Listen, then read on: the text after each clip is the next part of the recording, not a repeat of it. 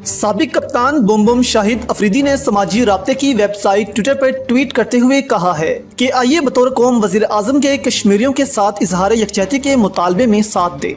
मैं जुमे को 12 बजे मज़ार कायद पर हूँगा। कश्मीरी भाइयों से इजहार यकजहती के लिए मेरे साथ शामिल हों।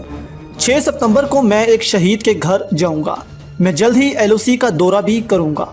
वाज़ेह रहे कौम से खिताब में वज़ीर आज़म इमरान खान ने हर जुमे को सारी कौम को कश्मीरियों के लिए घरों से बाहर निकलने और एहतजाज करने की हदायत की थी। उन्होंने कहा था कि हर हफ्ते को हमें आधा घंटा कश्मीरियों के लिए वक्फ करना होगा।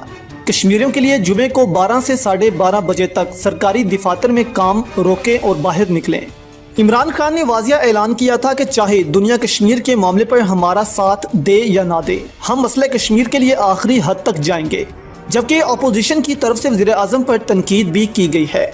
लीगी रहनुमा मुसद्दिक मलिक ने सवाल उठाया कि जुमे को बाहर खड़े होने से क्या मकबूजा कश्मीर में बच्चियों के रेप बंद हो जाएंगे।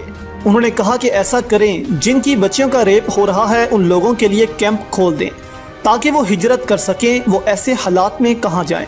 उन्होंने कहा कि हम जुमे को बाहर खड़े होंगे, लेकिन इससे क्या होगा?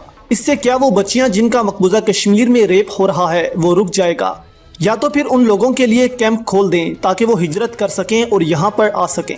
ख्याल रहे कि वज़ीर आज़म इमरान खान ने कौम से खिताब करते हुए कहा था कि 27 सितंबर को जनरल असम्बली के इजलास तक हर हफ्ते भारतीय मुजालिम के खिलाफ पाकिस्तानी कौम यक जुबान होकर आवाज़ बुलंद